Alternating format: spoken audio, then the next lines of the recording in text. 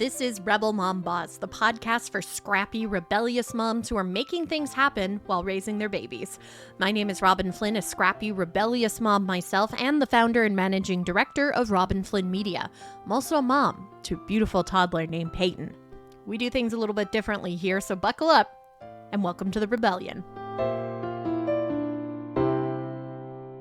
If you're in a heterosexual relationship and you've got kids, chances are you've had at least one argument with your partner about the mental load, even if you don't realize it. Today, women are expected to pay half the bills, but we're still expected to handle the lion's share of the cooking, the cleaning, the childcare, the household management, all of it. So how do you get out of that cycle and start to distribute these tasks more equitably? Paige Connell, aka She is a Page Turner on Instagram and TikTok, has been tirelessly advocating for working moms on social media, highlighting what that mental load truly looks like. She's also a mom of 4, which is crazy. And I think she definitely fits the definition of a rebellious mom. So she joins us now. Hey, Paige. Hi, thanks for having me. Thanks for being here. So I've been following you on social media forever because I really saw myself in the content that you were putting out. It's very centered around that mental load. So before we really get into it, what exactly is the mental load? Like, how would you describe that? Yeah, people describe it in different ways. You can describe it in the they're not medical terms, but like the serious terms, cognitive labor, emotional labor, all of those things. But I don't think that lands for most people. So the way that I like to describe it is like it's a mental to-do list of everything you need to know, do, and remember. It's remembering you ran out of ketchup. It's knowing that tomorrow is field day at school. It's being the person who keeps track of all of those things and is constantly thinking about all of the things in your home, that running to-do list. And when you have children in particular, that list tends to get incredibly long. And the hardest part about this mental to-do list that I think most people find is that it never gets shorter. It only gets longer. So for example, I folded the laundry today. And when I did, I realized my son's pants have holes in them, which means I need to buy new pants. It also reminded me that there was a stain on his sister's sheets that I had to treat, right? So my list just kept getting longer as I was checking something off of it. And this happens when you cook dinner and you use all of the salt, for example, right? It's constant. And the trickiest part about the mental load is it's invisible, typically. It is the mental work, the planning, the anticipating that people can't typically see and disproportionately falls to women. Yeah, I always try to explain to my husband, I can't just go, if I take off my daughter's shirt because it's got a stain on it, I can't just go to her room and put it in the hamper because then I notice that the dog's food bowl is empty and it needs to be filled. And then I notice that we're running low on dog food. So I need to go add it to my Amazon cart. Then when I'm on Amazon, I'm like, oh yeah, it's true. I need to buy paper towel. Like it just never ends. It's like one thing after another. Whereas, I watch my husband, he literally will just walk down the hallway and put the shirt in the hamper. Like he doesn't see those things. So I know you've had these tough conversations with your partner. So how do you get your partner, first of all, to notice that the dog's food bowl is empty and then to do something about it? Yeah, so I think part of this is, to your point, I think women have been conditioned to do this work. We have been conditioned from a very young age to be caretakers, to give care to other people, whether it's our friends. I even think about the way we treat our friends, right? The way we celebrate our friends and spend time with our friends. Women do that in a different way to men, right? Even bridal showers, baby showers, all the showers, right? Like women do that. Men don't do that. And so we are essentially conditioned to show up for other people and to be aware not only of the things that they need, but also their emotions. That's a big part of this, right? And so it's like, oh, if I buy my son these kinds of pants, they have an itchy tag. Itchy tags make him mad. He's going to throw a temper tantrum. I'm going to have to deal with that temper tantrum in the morning, trying to get him ready for school, right? It's knowing and anticipating all of these things and being aware of the emotional impact, right? And conflict resolution, all these things. And men often are not conditioned in our society, and where I'm in the US, in our society, to participate in that work. And it is work. Emotional labor is work. All these things are work. And women are. So I think there's something to be said about the fact that oftentimes I think we position this as an us against them. Women doing all the work, men not doing enough work, and we have to kind of push back against them, right? And we got to solve the problem. I really do think it's us against a problem, right? A societal issue, a systemic issue. And it's not just the men that are our problem. It's the society we live in, the systems we participate in, and the way that we're raised, right? Men are often told to prioritize providing for their families. And oftentimes that is boiled down to finances, not providing in the way I think about it, which is providing emotional support, providing care, right? Like you can provide in so many different ways. But I think most men are conditioned to believe like I need to earn a paycheck and put food on the table, and that is how I show up for my family. And women are conditioned now to be the main caregiver in their family, to care about other people, to people please in a sense, but also to your point, earn a full-time salary and have ambitions and not lose herself in motherhood and all of the things, right? And so in order to, I think the first place to start, one, is being able to articulate what's happening, being able to have conversations, being able to say, hey, this is the mental load and this is how it feels for me. And some people might describe it as the open tabs on your computer that you can never close out, right? But they're living in your brain. Being able to describe it in a way that makes sense to you and to your partner is incredibly helpful. But from there, we have to make all of this invisible labor visible. We just do. Whatever way that works for you. I have the reminders app on my iPhone. I think it just comes stock on your phone. I'm looking at it right now. I have 17 reminders for today. They're all sorts of things. One was to email daycare about my daughter's nap schedule. The other one's to buy gifts for her birthday parties for 4 kids that are coming up. The other one is that I have to clean out my daughter's shoes because they're not fitting anymore, right? It's just this to-do list. And some of that's going to get done today. Some of it's going to get pushed to tomorrow, right? But I always have it. And my total list right now is 50 tasks. There's 50 things on there that have nothing to do with the laundry or the cooking or the cleaning or all the domestic labor that I often think gets conflated for the mental load. They're not the same thing. And I think this is why so many couples fight, because men will say, I put the clothes in the laundry. I fed the dog. I cooked dinner tonight, but they're not thinking about maybe all the things that are happening in the background of dinner. And they probably asked you what to make, right? And so they're just not connecting the dots. And so really what I think we need to do is bring more awareness to what it is and then make all of that invisible work as visible as we possibly can. Yeah, it's about taking full ownership of a task, right? Making dinner, honestly, is the easy part.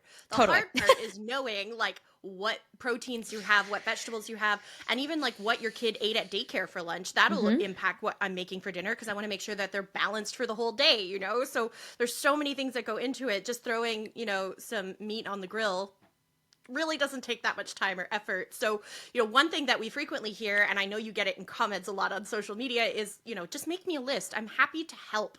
And just framing it in that way feels like right away we're making it mom's responsibility and you're helping with those tasks. So, how do you feel about this concept of making a list for your partner? Yeah, I mean, what ultimately happens in that scenario is it becomes a one-off task that you check off and then you don't own. You don't have accountability to it, right? You keep the accountability with your partner. So when you say to her, make me a list, and she does, you check off your list and now you're done. You're done. But does she have to make you a list again when it becomes time to do it again? And why is she the only one remembering it and keeping track of it and writing the list, right? That's still work. And so it's being the person who knows you ran out of coffee grounds, right? It's being the person who knows that, not just being the person who makes the coffee.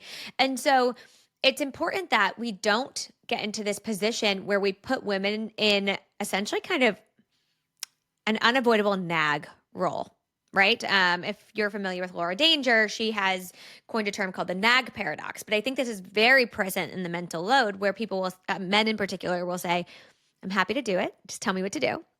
And then their wife says, okay, can you go pick up coffee at the store? And he says, great, just remind me. And she says, okay, let me set a reminder for myself to remind you. Then she reminds him, and then he goes, oh, shoot, I forgot. The day got away from me. And then the next day he goes, just remind me. And then she does, and then he forgets. And then she reminds him a third time, and he goes, oh my God, you are such a nag. Like, you're always on me about stuff. And women are sitting there saying, I am accountable and responsible for all of this. Always. And then you ask me to remind you, and I do, and then you call me a nag, and it feels like I can't win. And I'm exhausted and I am burnt out. And because that's really what ends up happening is women become burnt out and frustrated and resentful. They resent their partners because there's this dynamic where they're essentially like the project manager of the home, and their partner is not their partner, but an employee, essentially, like a person that they have to direct for support. And that's not a breeding ground for a healthy relationship, or a thriving one at least. And is often a breeding ground for resentment, which we know is no good on a marriage. No, and it can have an impact on your intimacy as well. You know, if your Totally. partner feels like another child you have to take care of, then that Yeah. can be difficult too. I know you do get a lot of pushback from men on social media who have largely benefited from this system, of course, right? It's nice Yeah. to go to work from 9 to 5. You get a commute all to yourself and dinner's made and you don't have to do the dishes. That sounds lovely. I would love that. But you always manage to turn it into really great content when you're responding to these comments. Does it ever get to you? Like, is there ever a comment where you're just like, I'm not going to touch this one, just deleting it, moving on with my life? Yeah, I mean, I've unfortunately ended up on the wrong side of the internet a lot. But and I think partially it's because I'm a woman who's speaking about a gender identity in a sense and gender roles. And unfortunately, it's a hot button issue right now, which is sad because I think if you had had this conversation 5 years ago, it wouldn't feel this heavy. But we're having it in a climate where gender roles are kind of up for debate, and so people have very strong opinions on, especially what a woman's role is in the world and what she can or cannot ask for. And I tend to speak on these topics in particular, obviously with a level of authority and expertise because it is my area of expertise. And I think that doesn't feel good for some men. And I don't get it, but like I get it. I understand why I am on the receiving end of the unfortunate messages and comments I get. Yes, I block like crazy. I block people every single day of my life.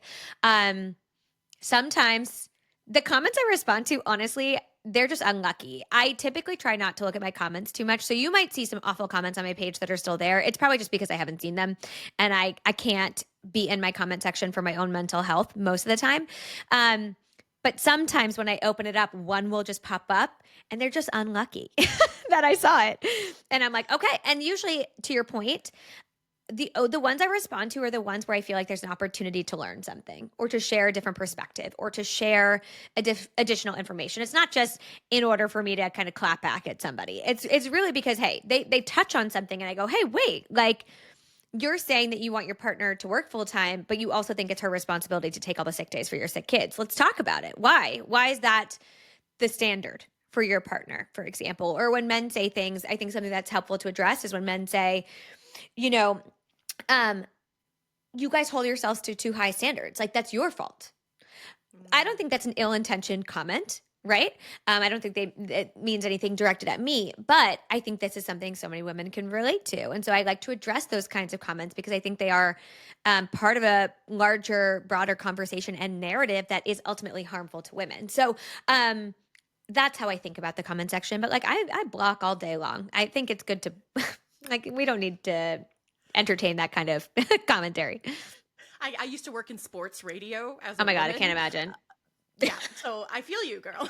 Yeah, I can't imagine. Another, oh, anyway, but yeah, a lot of the comments that I've seen, not just on your content, but on other women who are, having the same conversations, like Abby Eckel as Yeah, well. Echo. Yeah, Yeah. So men, or some men, obviously not all men, not all but men. point out, you take care of cooking, but who's going to mow your lawn? Who's going to change the oil in your car?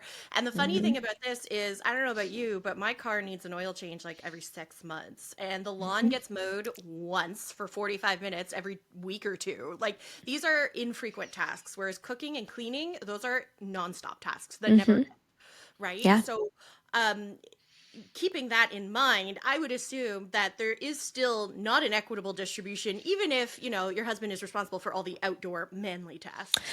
Yeah, no, typically, and Eve, who wrote the book Fair Play, talks about this, but men tend to hold a lot of those tasks that either happen infrequently, but also are not connected to kind of like sometimes like the magical moments of your life, birthday planning, things like that, but also just the day-to-day responsibilities, the daily grind activities, the things that you have to do every single day. So, um, I think about when you have a newborn. If mom is the one who's exclusively waking up every single night, regardless of whether or not she's breastfeeding and she's doing all of the overnights, comparing that to mowing the lawn once a week, just not comparable, right? And the reward for that task is immeasurable, right? Like you're feeding your child, you're soothing your child, you're bonding with your child, you're laying the groundwork for what your relationship to this child is going to be. If you don't mow the lawn, nothing bad happens, Mm. right? If I stop feeding my children, we've got a problem, right? That's a problem, right? And so oftentimes these tasks that men will claim ownership of, I actually saw a video yesterday of a podcast talking about the mental load, And it was a man saying, well, men have mental load. We work and we handle the finances and we mow the lawn and we change the oil in the car. And like the difference between us and women is we don't ask for help. We just internalize it and we do it all by ourselves, even if we're overwhelmed. And here's the thing. My answer to this is yes.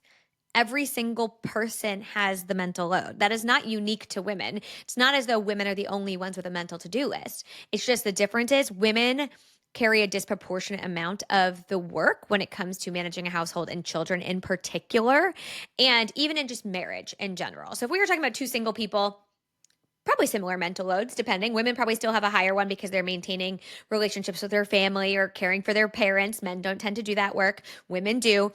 But when women marry men, they gain work. They do more domestic labor, even just being simply married to a man. They have children that's exacerbated, right? And so part of that also is because of systemic issues like the lack of affordable childcare, the lack of paid parental leave, the motherhood penalty. All of these things are part of the conversation. So it's not just that their partner isn't carrying their fair share. It's also that they're kind of running uphill systemically. They're battling these things that you really can't overcome on your own. And so all of that compounded puts women in this position where they're burnt out and exhausted. And so it's not to say that what men do isn't important, but it's infrequent oftentimes. And I think is interestingly prioritized over more important tasks that actually have to happen every single day, right? You have to wash your kids' clothing. And the difference is men and women are judged on these things differently. So if men send their children to school with a donut and a yogurt for lunch, ha ha ha, so funny. Dad thought this was a good lunch. Nothing, right? Not a big deal. Mom does that, big concern. Lots of emails home, huge concern for what her children are eating, concern for their overall well-being. Like there would be harsh judgment. My friend actually got destroyed on TikTok for saying she gave her kid a donut. Like literally, like the amount of people who came for her, and it wasn't for lunch. It was just like in general, she gave her kid a donut. And if my husband gives my kids a donut every Saturday morning, everybody's like, oh, he's so fun. He's so fun. And so that's the difference too. It's not just the work, it's also the standards. Women are held to an incredibly high standard in motherhood in particular, and men are not. The bar is very low for what is required to be considered a good father. And so, yeah, women are mad, right? Like women are mad because it just feels so incredibly unfair. Yeah, you mentioned the cost of things like childcare, no paid parental leave, and that is a conversation I'd love to have because I'm Canadian, so we have a very different Oh, system yes. here. Right. So, for example, I do have subsidized daycare. I pay $200 a month for full time daycare, and Crazy. that's Canadian dollars. That's probably only like Crazy. 150 American. Yeah. And, I've seen people say, like, well, how can a daycare survive? They don't understand the government subsidy part of that. Like, the government is Totally. paying the rest of my daycare bill. And we've had it in the part of Canada where I live. I'm in Quebec, so like the little French part of Canada. We've had subsidized daycare for almost 30 years. Like, this is Wow. a long time. And, like, we have one of the highest rates of women in the workforce. We have paid parental leave. I had a year of paid maternity leave when I had my daughter. And again, one of the highest rates of women in the workforce because you can take time with your child and go back to work and your job is guaranteed. And, men take parental leave here too as well. It's not uncommon or unheard of. Men are guaranteed a minimum of 5 paid weeks, which is crazy. They could take more if they want. It comes out of moms, but whatever. Yeah. But it's the system here is in place to help us, to make us succeed, and it's still hard. So I can't imagine, like in the US, the cost of childcare, especially where you're located, it's astronomical, right? Yeah, it's crazy. I mean, we pay about $70,000 a year for childcare. We have 4 kids, which is a lot of kids, but take my 2 oldest out because their cost is after school care and summer camp, but that adds up to probably about like 25 to $30,000 a year. My 2 youngest are in full-time daycare. That is $20,000 per kid, give or take, $21,000 per kid. And so yeah, like weekly it's like 350 something. I don't know. It's theirs, right? So compared to your monthly of $200. And so it's astronomical. I mean, the costs are astronomical. And unfortunately, we're living again in a political climate where childcare is not being subsidized or funded or invested in any meaningful way. And it seems to be quite intentional that they're doing that. But it is causing an even further disparity between men and women in the workplace in particular. And I feel very strongly that The inequities that exist in our home impact what happens in the workplace and vice versa, right? As long as women are inequitable in the workplace, it'll be inequitable at home. As long as it's inequitable at home, it's going to be inequitable in the workplace. Like we need to be doing both at the same time. They can't just be happening in a silo. My husband could have been the most hands-on partner and dad, total equal parent, and it still would have been hard because we struggled finding childcare. It's very hard to find childcare in the U.S., right?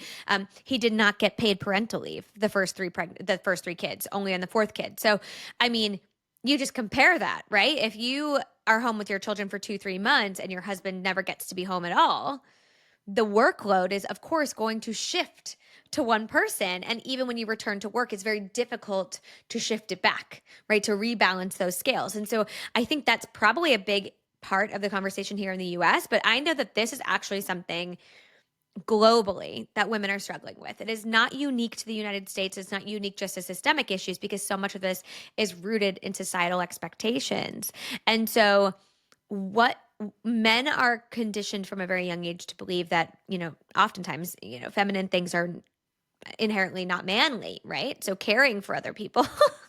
um, Mhm. and people pleasing. Women will always say, "Oh, I need to take out exclamation points for my emails." And it's like, well, yes, and maybe men should add a few more because they sound mean, right? Like, but we don't care, right? When men never have an exclamation point, but women are critiqued when their emails are too direct, right? It comes up a little jarring. And so this is not just in how we show up in our marriages and in parenting. This is kind of it's societal, right? And so it's no wonder we fall into these traps in our marriages. It's no wonder this happens. Of course it does. Like it was almost designed for this to happen. So, if you've ended up here, it's not your fault. It's probably not your partner's fault either, right? Like we were not set up for success here, which is why I say it has to be us against the problem. It does. We have to work together to fix this, and we need men to understand why it's important because it's not just about sharing the work, which no man is going to raise their hand and be like, yes, I want to do more. Like nobody's going to do that. It's like being the person at work who like keeps taking on extra projects. Why are you doing that? Like don't do that for the same pay, right? But the benefit is a happier relationship. A benefit is more intimacy. A benefit is better relationships with your children, right? A benefit is having value outside of your place of work because guess what? Sometimes we get fired or laid off, and then that workplace doesn't care about us anymore. And if that's what you put all of your stake into, then what?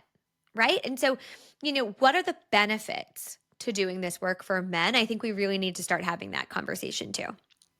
Yeah, and it's funny because I grew up extremely close to my father because he was a very involved parent. I'm one of four kids. I'm the Okay. oldest of four, and my dad was the one who took us to the park. My dad was the one that made, our Halloween costumes. He was sewing. Like, so I grew up with that's what men do. Like Yeah. men can cook, men can sew. So I was very surprised when I became an adult and realized that that's not the norm. Yeah. But then I had these very high standards, and I know my sisters did too, because we had such an incredible father. So I feel like it's not even just the benefit it has on your relationship with your children, but you're setting them up for success later in life because you're modeling to them how they should be treated. And I think that's really important too.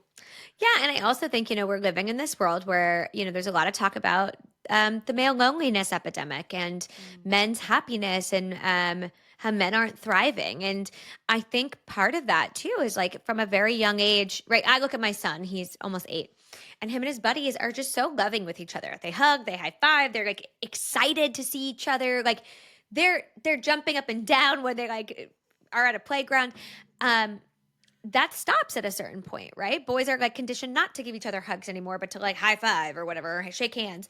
Whereas I've never stopped hugging my girlfriends. I've always hugged every time I see them. I could see them every single day and I'm hugging them, right? And we say, all right, I love you. I'll see you later. Like we're very affectionate with one another.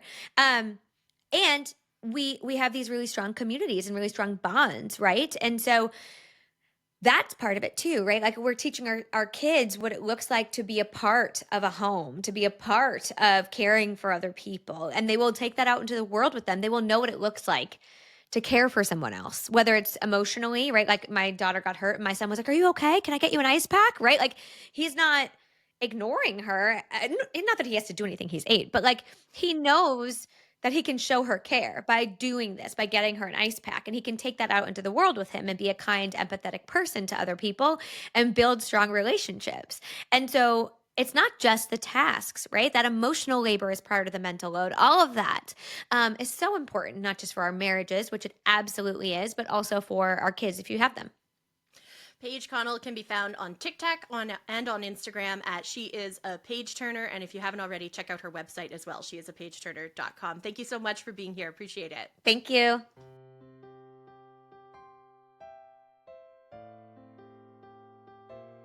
If you like what you heard today, make sure you follow and subscribe to Rebel Mom Boss with Robin Flynn wherever you get your podcasts. Oh, and make sure to leave a review because that's how other moms will find the podcast too. Until next week.